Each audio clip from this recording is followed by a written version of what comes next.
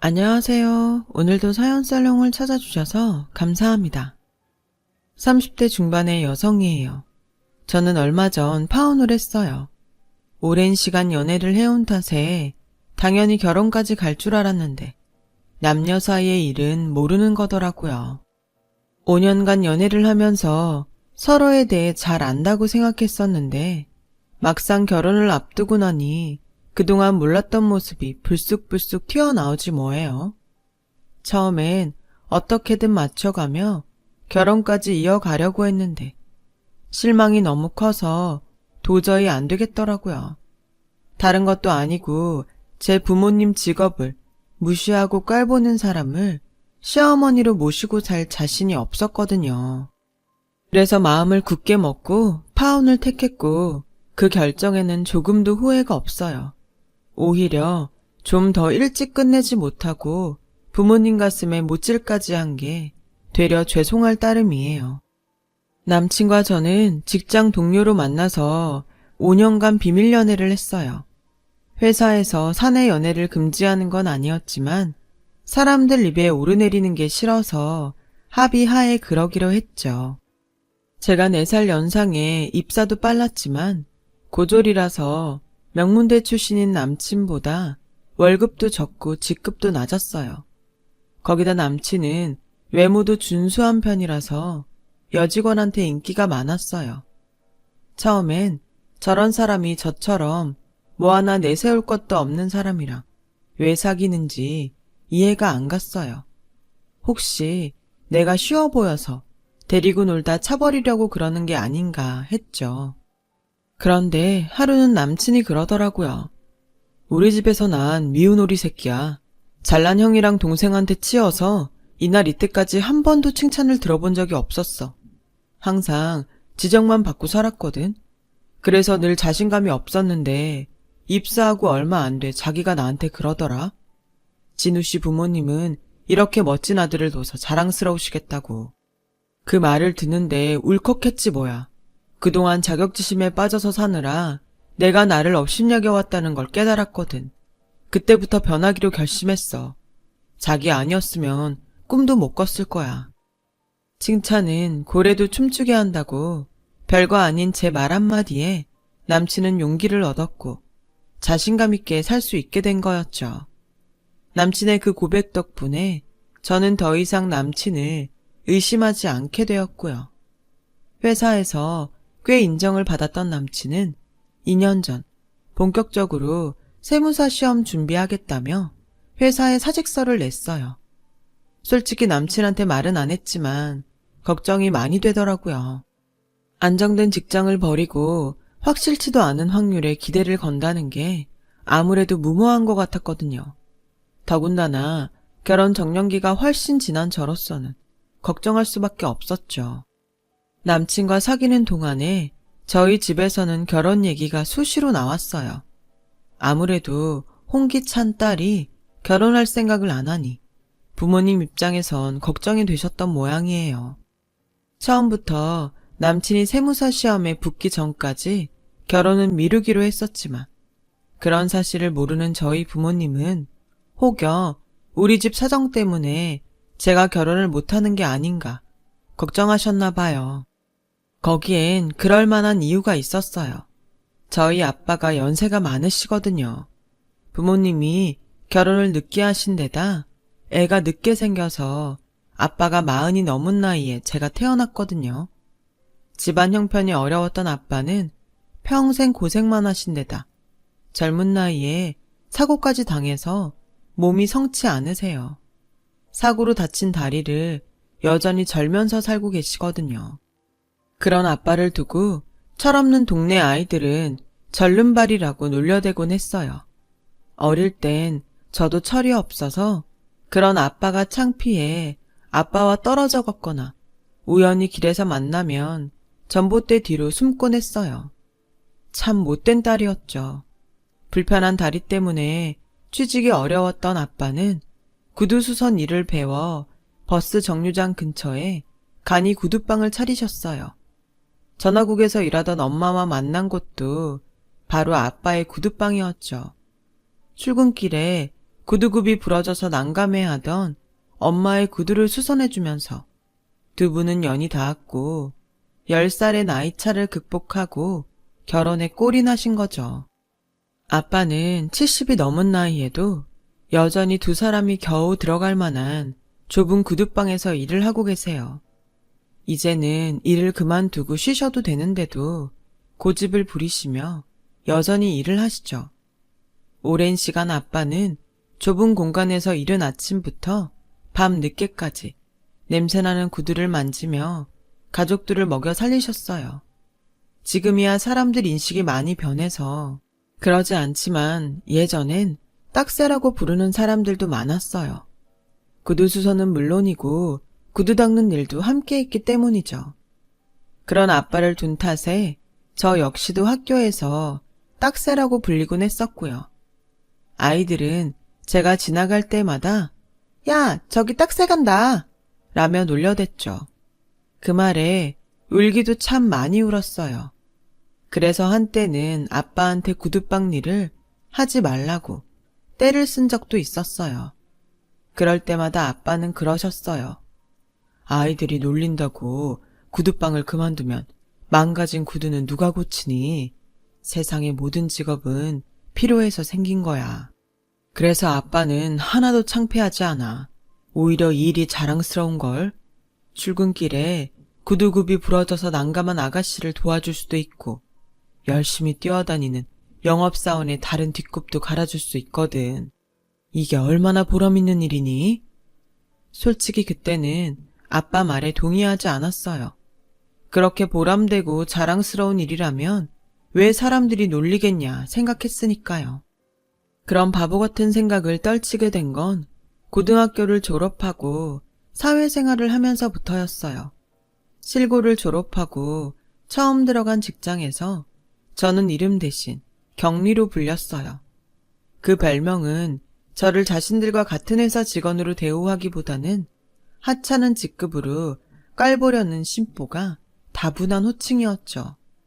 정작 경리가 없으면 자신들 월급도 제때 정산받을 수 없고 회사 일이 제대로 돌아가지 않는데도 말이죠.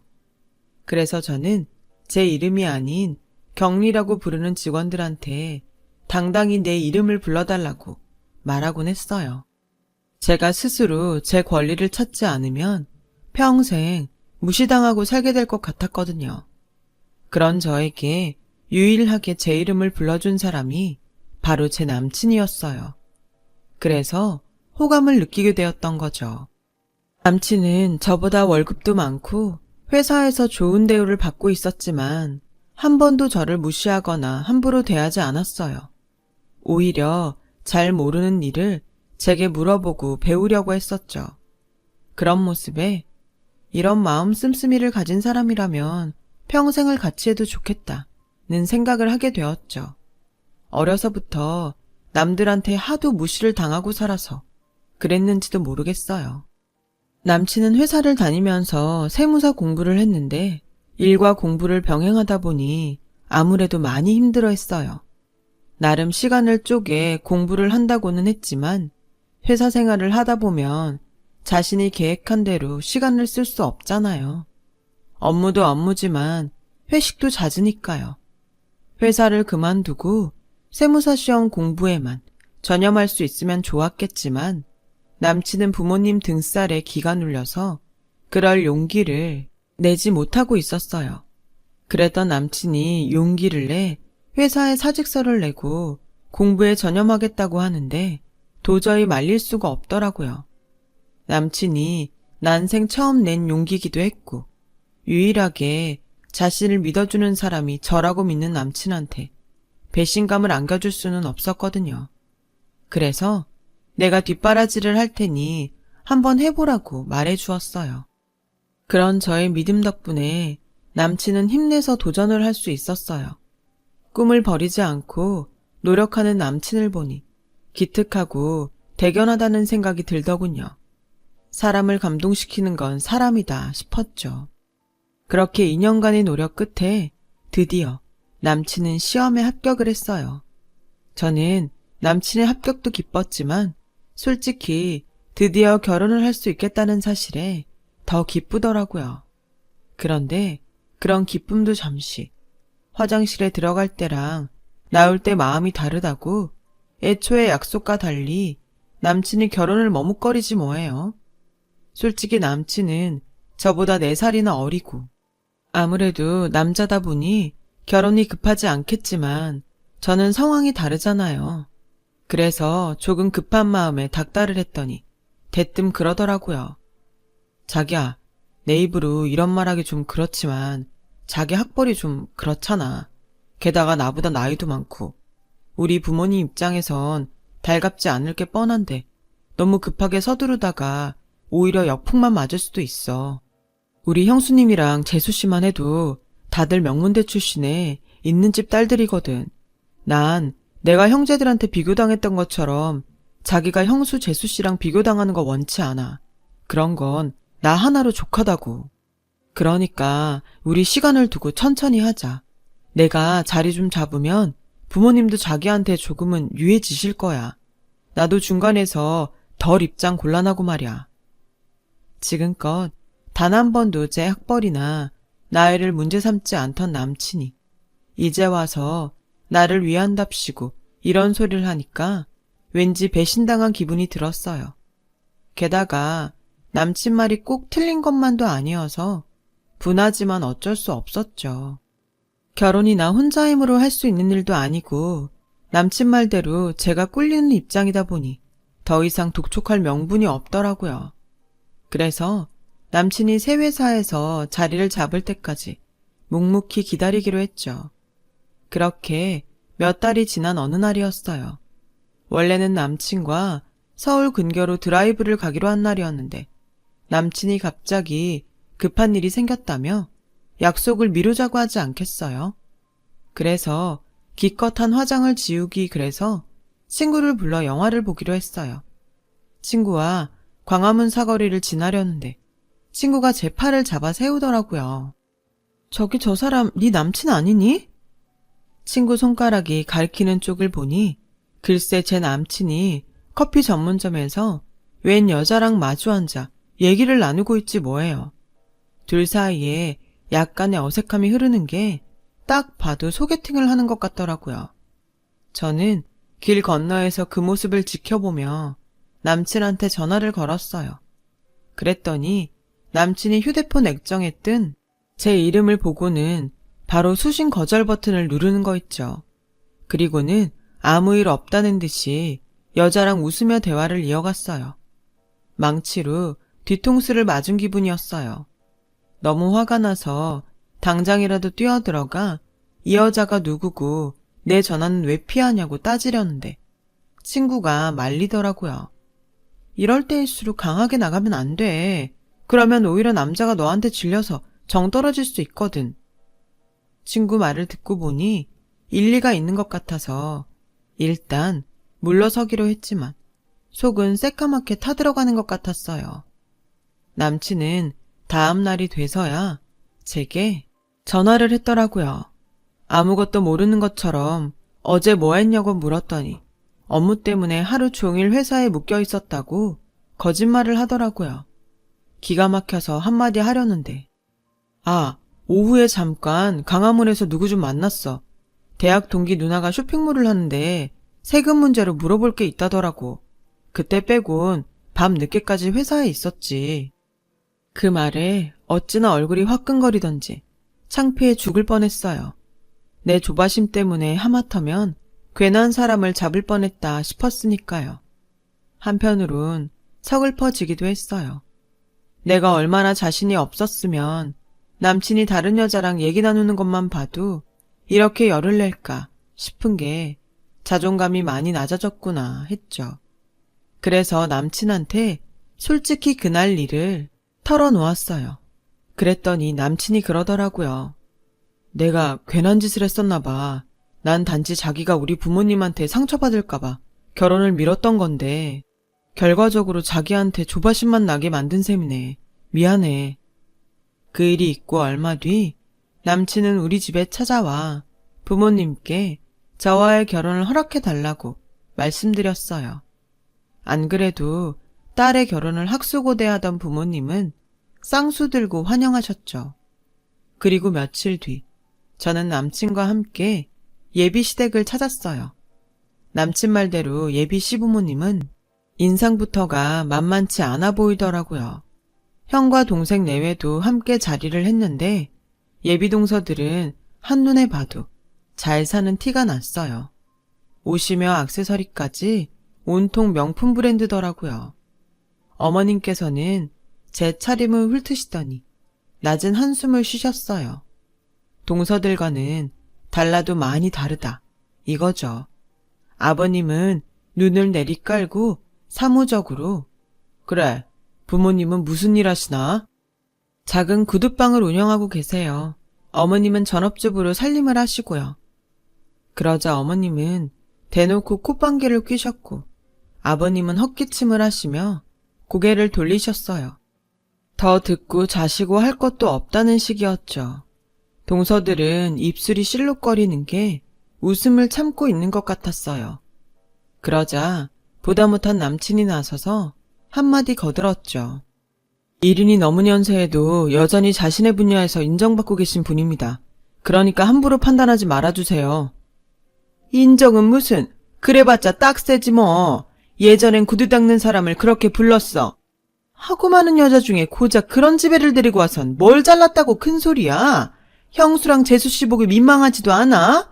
난 또 얼마나 대단한 여자를 데려온다고. 주위에 그렇게 여자가 없었니? 너 정도 되면 꽤 고를 수도 있었을 텐데 딱새 딸이라니 기가 차서 정말. 어머니, 함부로 말하지 마세요. 사람 면전에서 그러시는 거 정말 예의 없는 행동입니다. 그리고 딱새가 뭡니까? 뭐? 내가 틀린 말 했어? 딱새를 딱새라고 부르는데 뭐가 잘못이야? 그리고 이놈의 자식이 어디서 엄마한테 예의 타령이야? 이봐요 아가씨, 그쪽이 내 아들한테 이러라고 시켰어요? 우리 아들이 원래 이런 애가 아닌데 그쪽 만나서 이상해진 거 아니냐고. 아우 천불이 나서 더는 못 있겠네. 일단 오늘은 그만 돌아가요. 더 들어볼 얘기도 없을 것 같고 더는 얼굴 붉히고 싶지 않으니까. 어머님은 자리에서 일어나 방으로 들어가 버리셨어요. 아버님은 저와는 눈도 안 마주치고 혀만 끌끌 차고 계셨고요. 저는 이렇게 예비시댁에 인사드리러 온 지 10분 만에 돌아 나와야 했어요. 남친과 함께 차를 타고 오는데 그제야 정신이 번쩍 들더라고요.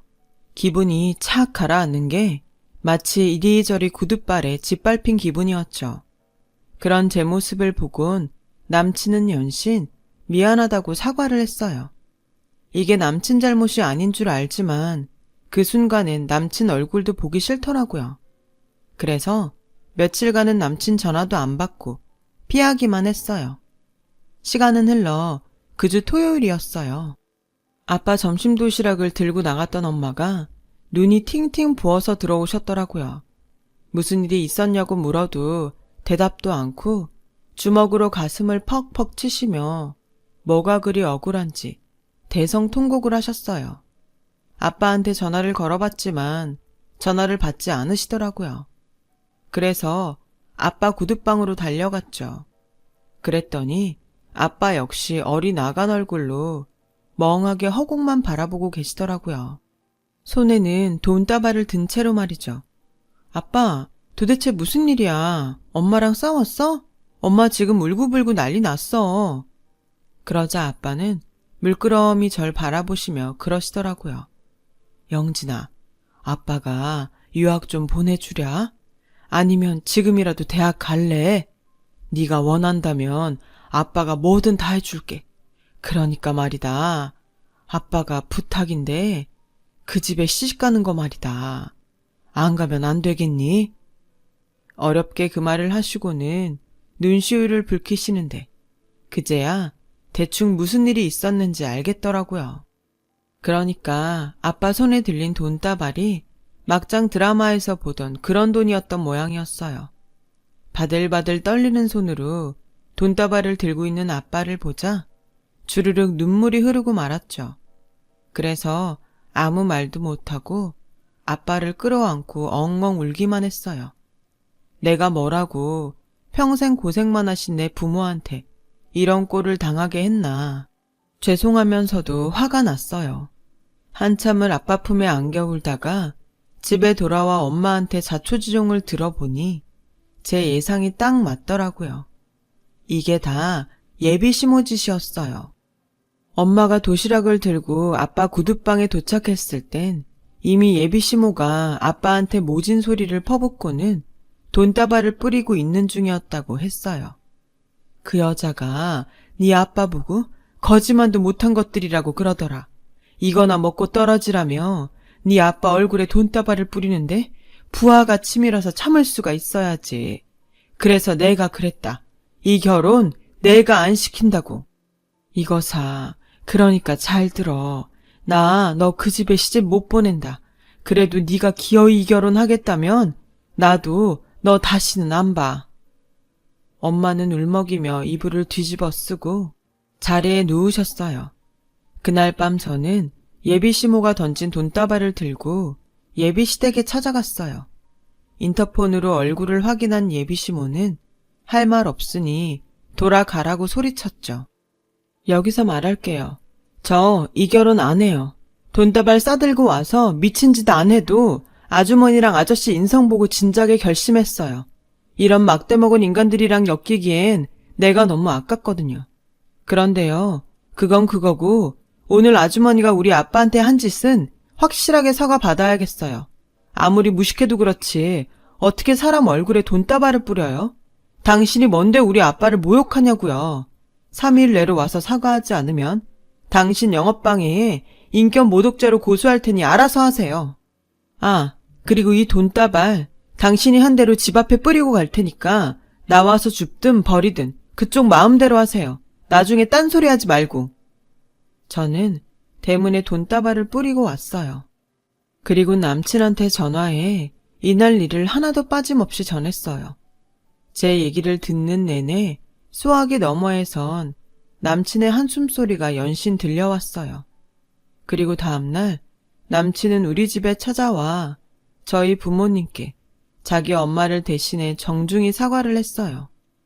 하지만 남친의 그런 노력에도 불구하고 우리는 이별을 하기로 했어요. 어쩔 수 없는 결과였죠. 결국 예비 시모는 사과를 하러 오지 않았고 저는 예고대로 예비 시모를 영업방해와 인격모독으로 고소했어요. 얼마 뒤 소장이 집에 도착했는지 예비 시모가 전화를 했더라고요. 사람이 어찌나 한결같은지. 잘못은 자기가 저질러 놓고는 되려 저한테 고소 취하하라고 악담을 퍼부으며 사람 시켜 다 뒤집어 주겠다는 둥 치졸한 협박까지 해댔어요. 아주머니, 이 통화는 녹취되고 있다는 사실 알려드리고요. 방금 협박죄 하나 추가되셨어요. 조만간 협박으로 소장 하나 더 보내드릴게요. 제발 바른 언어 생활 좀 하세요. 예비 시모가 전화해 폭언을 할 때마다 저는 죄를 추가해 추가 소장을 보냈어요.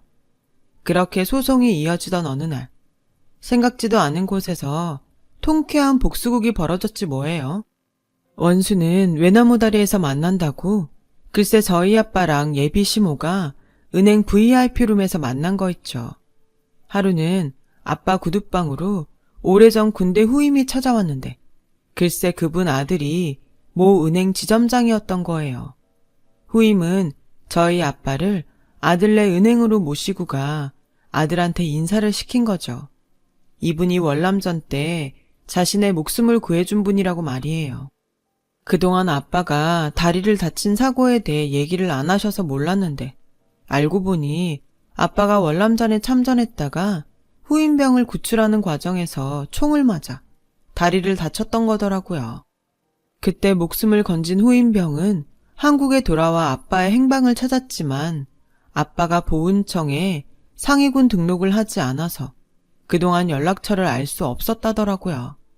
그러다 최근에 아빠가 국가유공자 신청을 하면서 주소지를 알게 된 거죠. 백발이 성한 후임은 생명의 은인을 이제야 찾게 됐다며 아들과 함께 저희 아빠한테 큰 절을 올렸고 마침 은행에 대출 상담을 하러 왔던 시무가 될 뻔했던 사람이 문틈으로 그 광경을 보게 된 거예요. 당장 대출이 막혀 곤란한 상황이던 예비 시모는 꼬랑지를 확 내린 채 저희 아빠를 붙잡고 사정을 했다더라고요. 사돈, 일전의 일은 잘못했습니다. 이렇게 사과드릴 테니 제발 한 번만 도와주세요. 저 이번에 대출 안 되면 길바닥에 나앉게 돼요.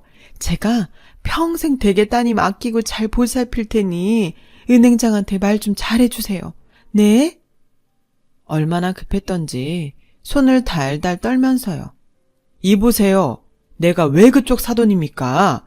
우리 딸 그 집에 시집 안 보낸다고 분명히 말씀드렸을 텐데요.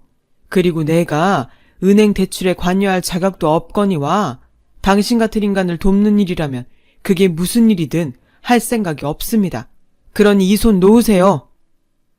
예비 시모는 뿌리치고 가는 아빠의 바지가랑이를 잡으며 통사정을 했고 결국 은행 직원들 손에 이끌려 쫓겨났다고 하더라고요. 시어머니는 시아버지 몰래 투자한 기획부동산이 잘못되는 바람에 크게 사기를 당하게 되었고 남편 몰래 큰 돈이 필요했던 모양이더라고요.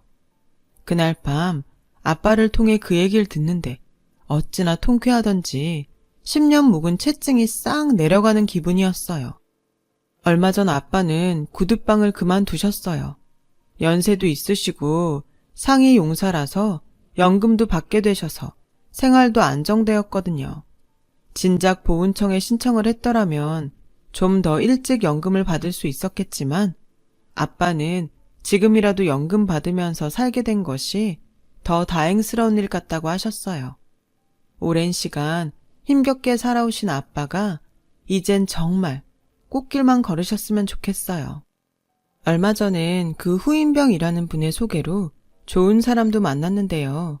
만난 지 얼마 되진 않았지만 그 부모님도 이 사람도 따뜻한 사람들이랍니다. 저희 부모님들처럼 마음 따뜻하게 세상을 살아가 보려 합니다.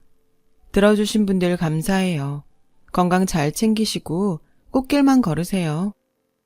여러분, 사연 댓글에 응원과 현명한 조언 부탁드려요.